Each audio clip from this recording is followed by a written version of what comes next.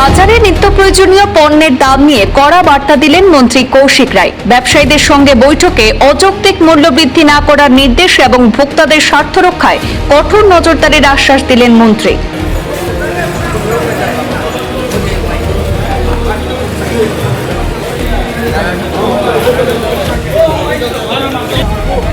নিত্য প্রয়োজনীয় পণ্যের মূল্য নিয়ে সাধারণ মানুষের উদ্বেগের মধ্যে শিলচরের ফাটক বাজার পরিদর্শন করলেন রাজ্যের খাদ্য, গণবণ্টন ও নগর উন্নয়ন মন্ত্রী কৌশিক রায়।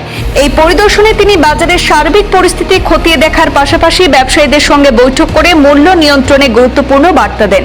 মন্ত্রী কৌশিক রায়ের সঙ্গে এদিন উপস্থিত ছিলেন কাছাড়ের জেলায়ুক্ত রাহুল কুমার গুপ্তা, কাছাড়ের ফাটক বাজার মার্চেন্ট অ্যাসোসিয়েশনের প্রতিনিধিরা এবং জেলা প্রশাসনের বিভিন্ন দপ্তরের আধিকারিকরা। পরিদর্শনের সময় বাজারের বিভিন্ন দোকানে গিয়ে পণ্যের দাম, সরবরাহ ব্যবস্থা এবং ব্যবসায়ীদের সঙ্গে সরাসরি কথা বলেন মন্ত্রী। এরপর সাংবাদিকদের সঙ্গে কথা বলতে গিয়ে মন্ত্রী জানান, বাজারে নিত্য প্রয়োজনীয় পণ্যের মূল্য নিয়ে বিভিন্ন ধরনের আলোচনা থাকলেও বাস্তবে পরিস্থিতি ততটা উদ্বেগজনক নয়।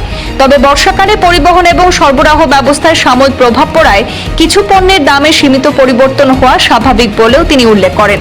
মন্ত্রী কৌশিক রায় স্পষ্ট ভাষায় জানান, এই পরিস্থিতির সুযোগ নিয়ে কোনোভাবেই অযৌক্তিক মূল্যবৃদ্ধি বা কৃত্রিম সংকট সৃষ্টি করা যাবে না। যদি কেউ সাধারণ মানুষের স্বার্থবিরোধীভাবে অতিরিক্ত দাম আদায়ের চেষ্টা করেন তাহলে তার বিরুদ্ধে আইন অনুযায়ী কঠোর প্রশাসনিক ব্যবস্থা নেওয়া হবে। তিনি আরও জানান, জেলা প্রশাসন নিয়মিতভাবে বাজার দর পর্যবেক্ষণ করছে এবং ভোক্তাদের স্বার্থ রক্ষায় প্রয়োজনীয় সব ধরনের পদক্ষেপ গ্রহণ করা হবে। বাজারের স্বাভাবিক সরবরাহ এবং ন্যায্য মূল্য বজায় রাখতে প্রশাসন সর্বদা সতর্ক রয়েছে বলেও তিনি আশ্বাস প্রদান করেছেন। পরিদর্শন করার জন্য এসেছিলাম এবং আমাদের সঙ্গে কাছাড়ের জেলা আয়ুক্ত, আমাদের পুলিশ সুপার, আমাদের পৌর নিগমের কমিশনার, তাদেরকে নিয়ে সার্কেল অফিসার থেকে শুরু করে সবাইকে নিয়ে আমরা এখানে এসেছিলাম।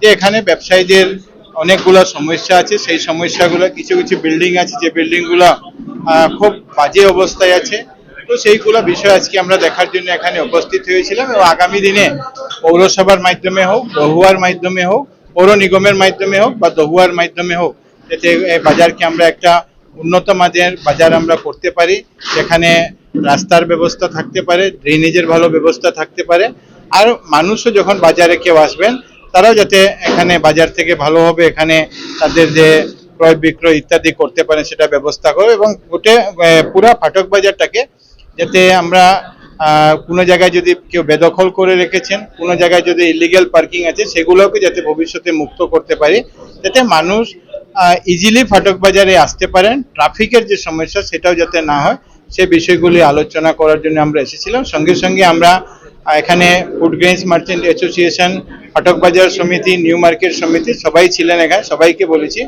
যে আমরা এটা নিয়ে একটা কম্প্রিহেন্সিভ প্ল্যান ফাটক বাজার নিয়ে আমরা একটা তৈরি করব, কিন্তু তাদের মধ্যে থেকে 8 জন 10 জনের যাতে একটা টিম তারা তৈরি করে দেন, যাদের কাছ থেকে আমরা নিয়মিত পরামর্শ নিয়ে তাদের পরামর্শ ভিত্তিতেই যাতে আমরা কাজগুলো ভবিষ্যতে করতে পারি।